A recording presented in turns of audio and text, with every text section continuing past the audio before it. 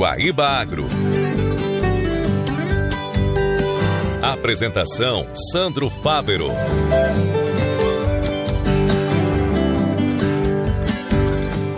Olá, caro guaibeiro, estamos abrindo mais um Guaíba Agro. Hoje é segunda-feira, 10 de agosto de 2026. Nosso programa tem um oferecimento do Senar RS, força para o agro, força para movimentar toda a sociedade, e Banrisul. No Banrisul, consignado estadual, com até 6 meses para começar a pagar. Guaíba Agro tem na mesa de áudio Giorgio Brum e Daniel Zucco, as gravações e edições de Jefferson Gomes, coordenação de central de Guilherme Silveira, a gerência de jornalismo de Rafael Sequinha, a direção-geral de Claudinei Girotti, edição e a apresentação de Sandro Fávero. O Senar está junto com você, produtor rural, sempre juntando conhecimento e prática para levar mais produtividade e eficiência para o campo, porque assim a agricultura e a pecuária crescem muito mais. Senar RS, vamos juntos pelo seu crescimento. No Banrisul, consignado estadual, com 6 meses para começar a pagar e taxa de 1,69%. Tem agro, tô na Guaíba. E o assunto de abertura do programa desta segunda é o Produto Interno Bruto do agronegócio, que depois de registrar crescimento acima de 12% em 2025, apresentou queda de 2% no primeiro trimestre de 2026. O cálculo é do Centro de Estudos Avançados em Economia Aplicada, feito em parceria com a Confederação da Agricultura e Pecuária do Brasil. De acordo com os dados consolidados de janeiro a março, o PIB do agronegócio está estimado em 3 trilhões 130 milhões de reais, sendo 1 trilhão 880 milhões no ramo agrícola e de 1 trilhão 250 milhões no pecuário. Considerando-se estes resultados e o desempenho do PIB nacional no mesmo período, a participação do setor na economia é estimada em 22,8% em 2026, abaixo dos 25% registrados no ano passado. Pesquisadores do CPE e a CNA ressaltam que este desempenho negativo dá continuidade à tendência observada no quarto trimestre de 2025, quando o PIB apresentou retração em relação ao trimestre imediatamente anterior, interrompendo a trajetória de crescimento registrada até o terceiro trimestre daquele ano. Embora esta reversão tenha marcado uma mudança de tendência no final do ano, o PIB do agronegócio encerrou 2025 com significativo crescimento, sustentado pelos resultados positivos observados nos 3 primeiros trimestres. No primeiro trimestre de 2026, todos os segmentos do agro apresentaram queda, com destaque para o segmento primário, menos 4%, seguido pelos insumos, menos 2%, agroserviços, menos 1,25% e agroindústria, menos 1,03%. O resultado foi influenciado pela expectativa de redução do valor da produção em 2026, decorrente principalmente da queda dos preços, que superou os ganhos projetados de produção em diversas atividades agrícolas e pecuárias. No segmento industrial, as agroindústrias de base agrícola registraram retração, enquanto as de base pecuária avançaram devido à redução mais intensa do consumo intermediário. Já os agroserviços foram influenciados pelos desempenhos dos segmentos a montante, com queda no ramo agrícola e crescimento no pecuário, sustentado pela maior demanda por transporte, comércio e demais serviços associados ao aumento esperado da produção pecuária. Bem, agora a gente traz informação do Senado Federal, onde o projeto que fomenta a modernização digital no campo será analisado na Comissão de Agricultura.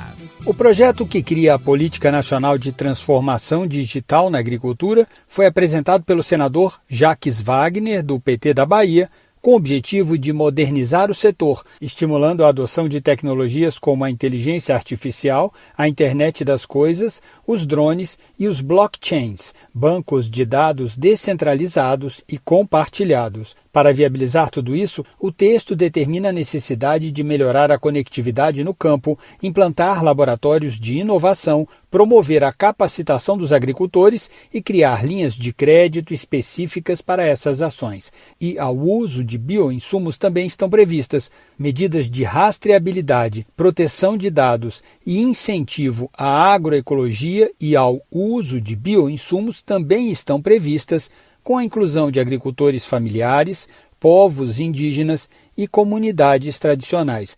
Com o voto favorável do relator, senador Sérgio Petecão, do PSD do Acre, o texto foi aprovado em abril pela Comissão de Ciência e Tecnologia. A iniciativa busca democratizar a conectividade rural, promover capacitação digital e a difusão tecnológica, incentivar as pesquisas, o desenvolvimento e a inovação, fortalecer a governança e o uso de dados em recursos naturais para subsidiar pesquisas e políticas públicas. O projeto agora vai ser analisado pela Comissão de Agricultura e o senador Confúcio Moura, do MDB de Rondônia, que integra o colegiado, já declarou seu apoio à matéria. Acho que o projeto é bacana, é maravilhoso, oportuno, muito bem feito. Minha posição é favorável. Caso seja aprovado pela Comissão de Agricultura e não seja apresentado recurso para votação no plenário, a proposta seguirá para a Câmara dos Deputados.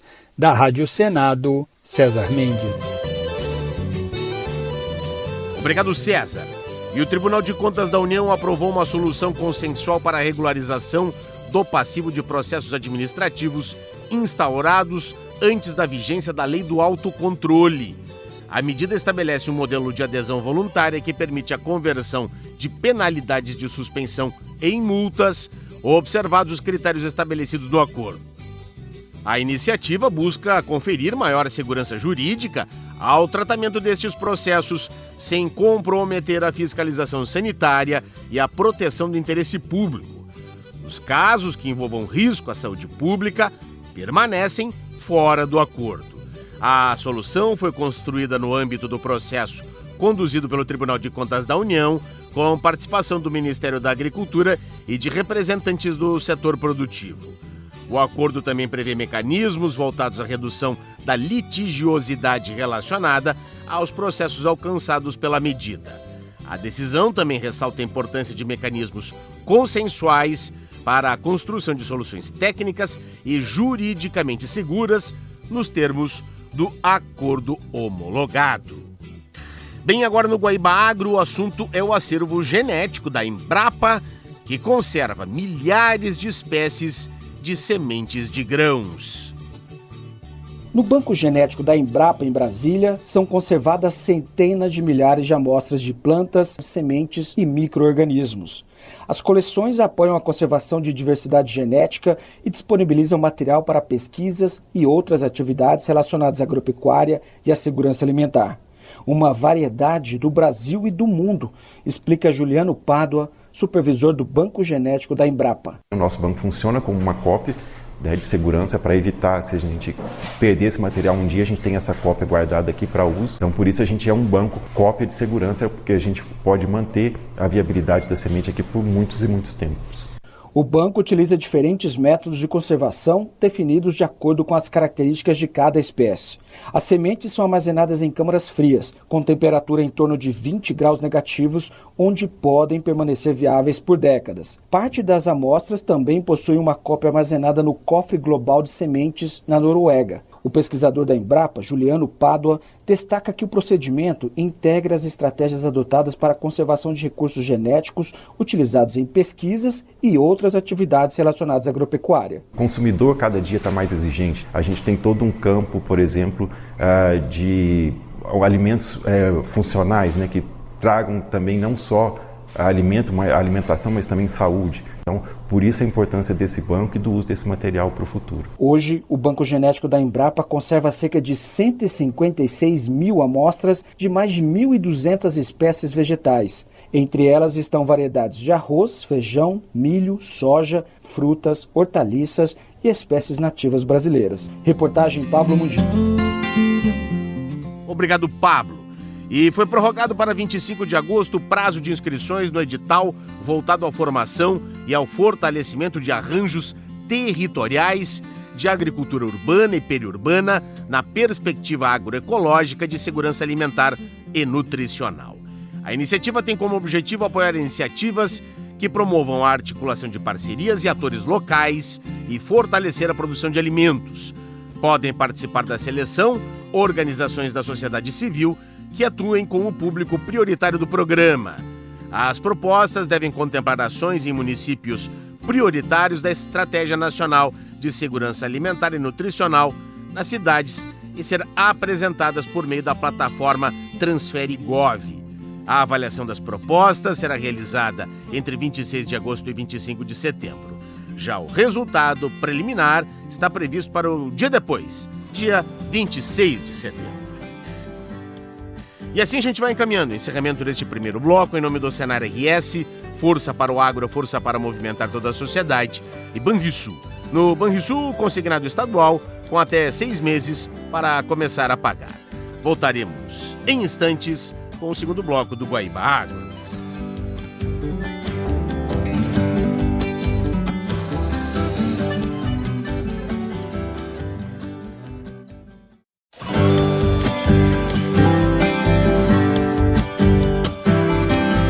Estamos apresentando Guaíba Agro.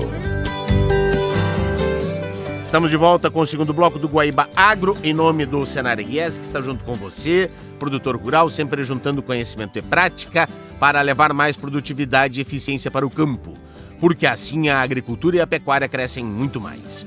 Senar RS, vamos juntos pelo seu crescimento. No Banrisul, consignado estadual com 6 meses para começar a pagar e taxa de 1,69%. Tem agro, tô na Guaíba. E abrimos este segundo bloco tratando de orizicultura. Entidades representativas dos produtores de arroz do Rio Grande do Sul encaminharam ao governo federal um pedido de alterações na medida provisória 1376 de 2026 para ampliar o acesso às futuras linhas de crédito voltadas à composição de dívidas rurais. A informação com o repórter Eduardo Souza. Olá, Sandro e amigos do Guaíba Agro. O ofício, assinado pela Federarroz, Associação dos Arrozeiros de Camaquã, Sindicato Rural de Camaquã, Coopac e Sindicato dos Trabalhadores Agricultores Familiares de Camaquã, argumenta que a redação atual da medida exclui um número expressivo de produtores, especialmente aqueles com operações de custeio da safra 2025-2026 e agricultores que renegociaram dívidas para permanecer adimplentes. Entre as principais propostas está a alteração do prazo previsto na MP para enquadramento das operações de custeio, comercialização e industrialização renegociadas ou prorrogadas, passando de 31 de maio para 31 de outubro de 2026. Segundo as entidades, a mudança permitiria incluir financiamentos da última safra, que pela regra atual, ficam praticamente impedidos de acessar as novas linhas de crédito. O documento também alerta que a manutenção dos critérios pode levar produtores à inadimplência ou à contratação de novas cédulas de produto rural em condições financeiras menos favoráveis. As entidades também defendem que produtores que renegociaram operações de investimento ou emitiram CPRs para manter seus compromissos em dia não sejam excluídos dos benefícios previstos pela medida. Para o grupo, limitar o acesso apenas a produtores inadimplentes reduz significativamente o alcance da política de renegociação. O ofício ainda solicita agilidade na implementação das linhas de financiamento e do fundo garantidor previstos na MP, argumentando que, sem os ajustes propostos, benefícios da medida poderão ter alcance restrito entre os produtores afetados por eventos climáticos adversos. Da redação, Eduardo Souza para Guaíba Agro. Obrigado, Eduardo.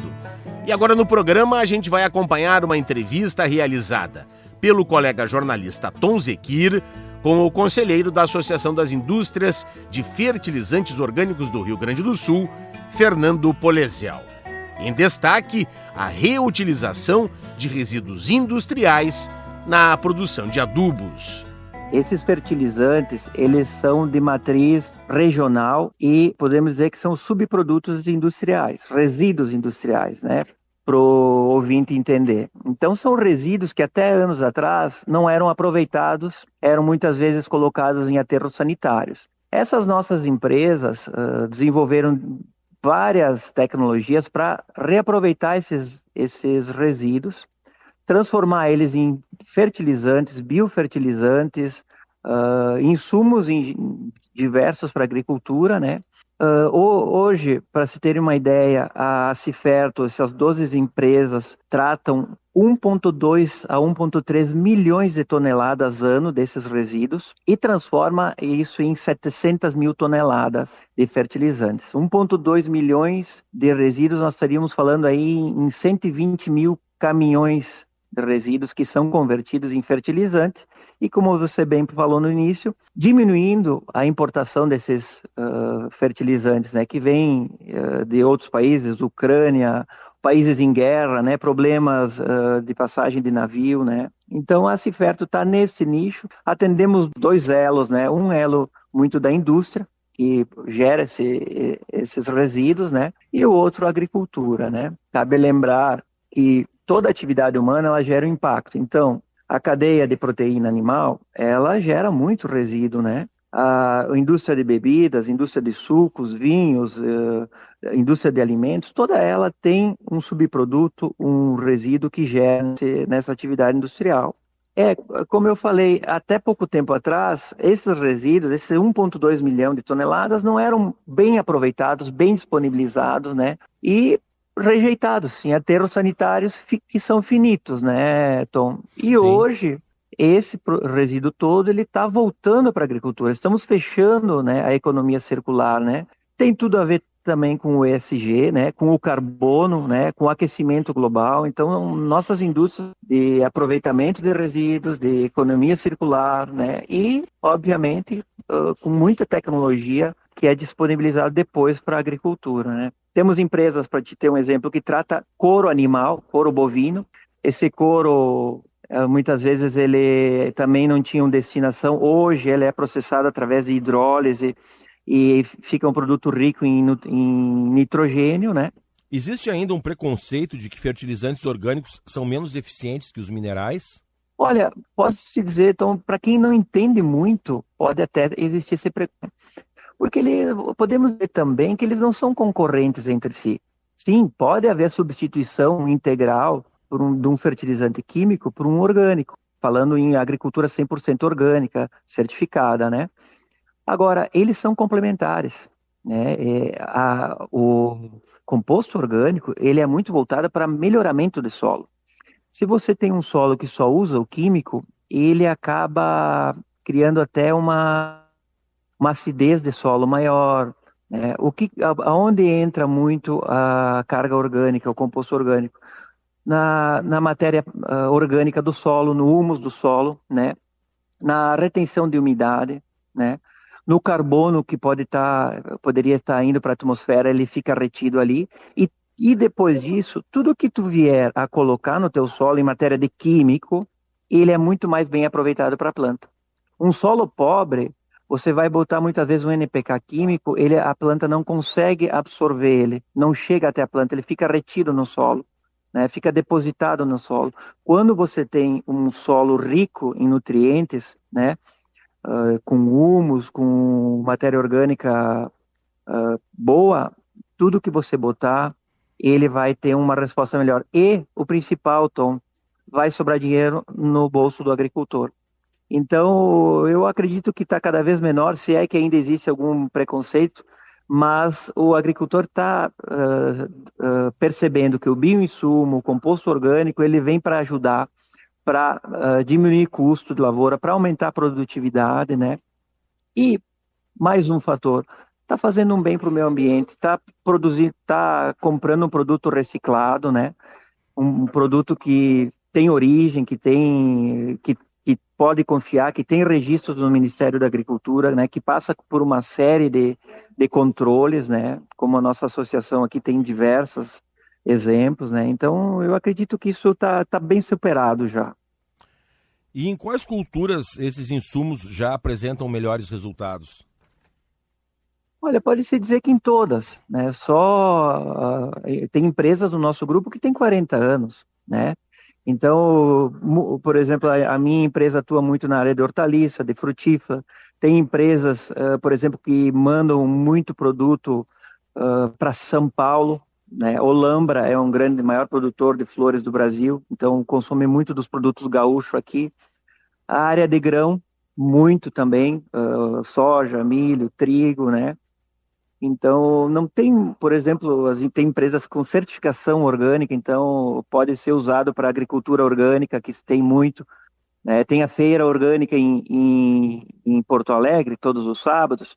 Muito do que é adubado lá nas hortaliças que são comprados na feira, vem de produtores da nossa associação, com certificação, com controle sanitário, com fiscalização do mapa, da FEPAM. Então, não tem restrição de uso na agricultura, obviamente respeitando a dosagem sempre, né? Claro. E qual o potencial do Rio Grande do Sul para liderar este segmento no Brasil? Olha, o Brasil é bastante grande, né? Então, eu não tenho dado de processamento de fertilizantes orgânicos de outros estados, mas assim, nós somos um grande produtor de proteína animal, somos grandes produtores de bebidas, né? Então a nossa indústria é pujante, né?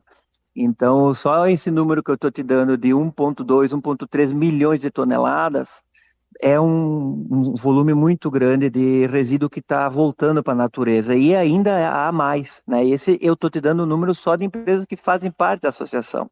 Tem outras que não fazem parte, e tem algumas que também não estão ainda registradas, né?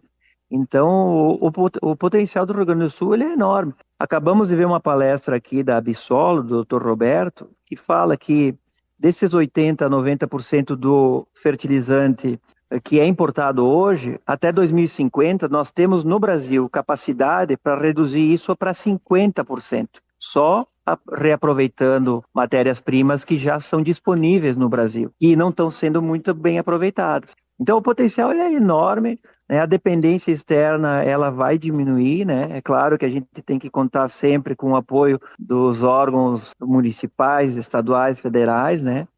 Mas o potencial é esse, o objetivo, né? É esse, né? Dar a nossa fatia de contribuição, e isso também vem a falar quanto à segurança alimentar do país, né? Então você vê que na pandemia teve uma corrida para todos os países terem o seu estoque de alimentos, né? Hoje é uma segurança principal de um país, é a sua segurança alimentar do seu povo. Então isso vem muito de encontro a essa questão, né? Produz o seu alimento, produz o seu fertilizante e diminui a dependência externa. Melhora preço, né? Porque aí você não fica vulnerável a uma guerra, por exemplo, a algum problema logístico, como a gente está vendo, né? Então você só tem a ganhar, né? Fica empregos no país, né? Fica impostos no país, enfim, é só questões a ganhar, né? Que a gente tem pela frente nesse sentido.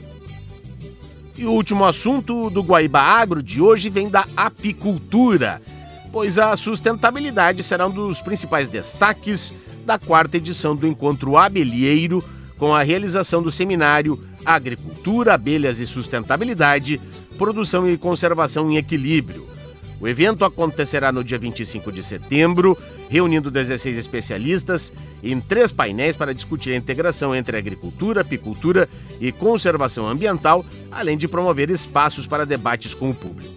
Segundo o presidente do Encontro Abelheiro, César de Souza, a parceria entre soja e abelhas traz benefícios para ambos os setores, já que a polinização aumenta a produtividade das lavouras e contribui para a produção do chamado mel da soja, de sabor diferenciado.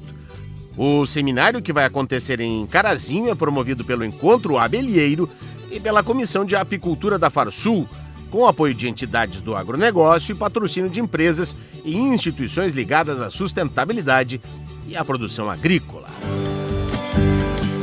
E assim a gente vai chegando ao fim de mais uma edição do Guaíba Agro, em nome do Senar RS, força para o agro, força para movimentar toda a sociedade. E Banrisul, no Banrisul, consignado estadual com até 6 meses para começar a pagar.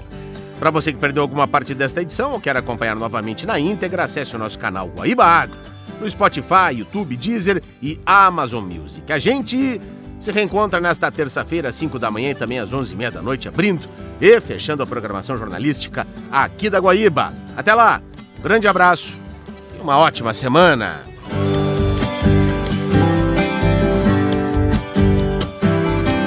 Você ouviu Guaíba Agro.